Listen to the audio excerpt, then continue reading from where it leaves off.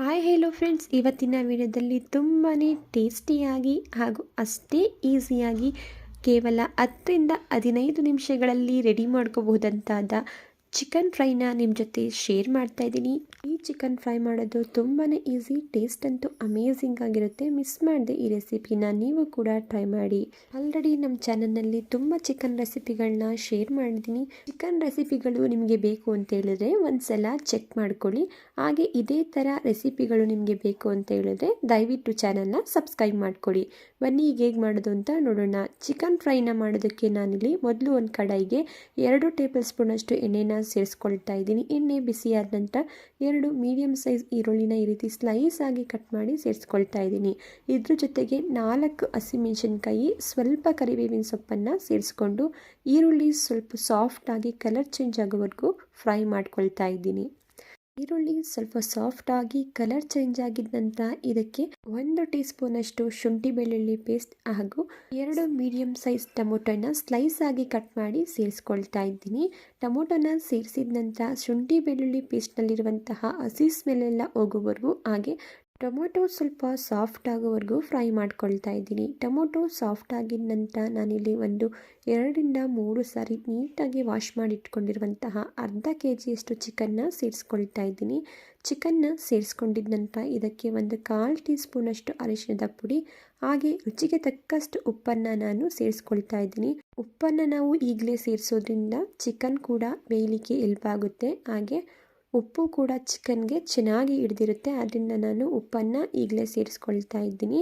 ನೋಡಿ, ಉಪ್ಪು ಹಾಗೂ ಅರಿಶಿಣದ ಪುಡಿನ ಸೇರಿಸಿದ ನಂತರ ಚಿಕನ್ನ ಒಮ್ಮೆ ನೀಟಾಗಿ ಮಿಕ್ಸ್ ಮಾಡಿಕೊಂಡು ಒಂದು ಪ್ಲೇಟನ್ನು ಕ್ಲೋಸ್ ಮಾಡಿ ಚಿಕನ್ 70% ಅಷ್ಟು ಕುಕ್ ಆಗೋವರೆಗೂ ಮಧ್ಯದಲ್ಲಿ ತಿವಿಸ್ಕೊಳ್ತಾ ಚಿಕನ್ನ ಬೇಯಿಸ್ಕೊಳ್ತಾ ಇದ್ದೀನಿ. ಈಗ ಚಿಕನ್ 70% ಅಷ್ಟು ಬೆಂದ್ಕೊಂಡಿದೆ. ಈಗ ಇದಕ್ಕೆ ಸ್ವಲ್ಪ ಡ್ರೈ ಮಸಾಲ ಇಂಗ್ರೀಡಿಯೆಂಟ್ಸ್ನ ಸೇರಿಸ್ಕೊಳ್ತಾ ಇದ್ದೀನಿ. 1.5 ಟೀ ಸ್ಪೂನ್ ಅಷ್ಟು ಚಿಕನ್ ಮಸಾಲ, 1.5 ಟೀ ಸ್ಪೂನ್ ಅಷ್ಟು ಧನಿಯಾ ಪೌಡರ್ ಹಾಗೆ 1 ಟೀ ಸ್ಪೂನ್ ಅಷ್ಟು ನಾನಿಲ್ಲಿ ಚಿಲ್ಲಿ ಪೌಡರ್ನ ಸೇರಿಸ್ಕೊಂಡು ಚಿಕನ್ ಜೊತೆ ಈ ಮಸಾಲೆಗಳೆಲ್ಲ ಚೆನ್ನಾಗಿ ಹೊಂದ್ಕೊಳ್ಳೋ ರೀತಿ ಮಿಕ್ಸ್ ಮಾಡ್ಕೊಳ್ತಾ ಇದ್ದೀನಿ. ಮಿಕ್ಸ್ ಮಾಡ್ಕೊಂಡಿದ ನಂತರ ಮತ್ತೆ ಪ್ಲೇಟನ್ನು ಕ್ಲೋಸ್ ಮಾಡಿ ಉಳಿದಿರುವಂತಹ 30% ಅಷ್ಟು ಚಿಕನ್ನ ನಾನಿಲ್ಲಿ ಮಧ್ಯದಲ್ಲಿ ತಿವಿಸ್ಕೊಳ್ತಾ ಕಂಪ್ಲೀಟಾಗಿ ಚಿಕನ್ ಬೇಯೋವರೆಗೂ ಒಂದು ಪ್ಲೇಟನ್ನು ಕ್ಲೋಸ್ ಮಾಡಿ ಬೇಯಿಸ್ಕೊಳ್ತಾ ಇದ್ದೀನಿ. ಈಗ ಕಂಪ್ಲೀಟಾಗಿ ಚಿಕನ್ ಬೆಂದಿದೆ. ನೀವೇ ಇಲ್ಲಿ ನೋಡ್ಬೋದು. ಒಮ್ಮೆ ಚಿಕನ್ ಬೆಂದಿದೆಯಾ ಅಂತ ಹೇಳಿ ಚೆಕ್ ಮಾಡ್ಕೊಳ್ಳಿ. ನಂತರ ಇದಕ್ಕೆ ಅರ್ಧ ಟೀ ಸ್ಪೂನ್ ಅಷ್ಟು ಕಾಳು ಮೆಣಸಿನ ಪುಡಿ ಹಾಗೆ ಸಣ್ಣದಾಗಿ ಕಟ್ ಮಾಡ್ಕೊಂಡಿರುವಂತಹ ಸ್ವಲ್ಪ ಕೊತ್ತಂಬರಿ ಸೊಪ್ಪು, 2 ಟೇಬಲ್ ಸ್ಪೂನ್ ಅಷ್ಟು ನಾನಿಲ್ಲಿ ನಿಂಬೆಹಣ್ಣಿನ ರಸನ ಸೇರಿಸ್ಕೊಂಡು 2-3 ನಿಮಿಷ ಚೆನ್ನಾಗಿ ಮಿಕ್ಸ್ ಮಾಡಿಕೊಂಡು ಗ್ಯಾಸ್ ಸ್ಟವ್ನ ಆಫ್ ಮಾಡ್ಕೊಳ್ತಾ ಇದ್ದೀನಿ. ಓಕೆ ಫ್ರೆಂಡ್ಸ್, ನೋಡಿದ್ರಲ್ವ ಎಷ್ಟು ಈಸಿಯಾಗಿ ಚಿಕನ್ ಫ್ರೈನ 10-15 ನಿಮಿಷದಲ್ಲಿ ರೆಡಿ ಮಾಡ್ಕೋಬೋದು ಅಂತ ಹೇಳಿ. ರೆಡಿಯಾಗಿರುವಂತಹ ಚಿಕನ್ ಫ್ರೈನ ನಾನಿಲ್ಲಿ ಒಂದು ಪ್ಲೇಟ್ಗೆ ಸರ್ವ್ ಮಾಡ್ಕೊಳ್ತಾ ಇದ್ದೀನಿ. ಈ ಚಿಕನ್ ಫ್ರೈ ಅಂತೂ ಅನ್ನ ರಸಂ ಜೊತೆ ನಂಚ್ಕೊಳ್ಳೋದಕ್ಕೆ ತುಂಬ ಚೆನ್ನಾಗಿರುತ್ತೆ.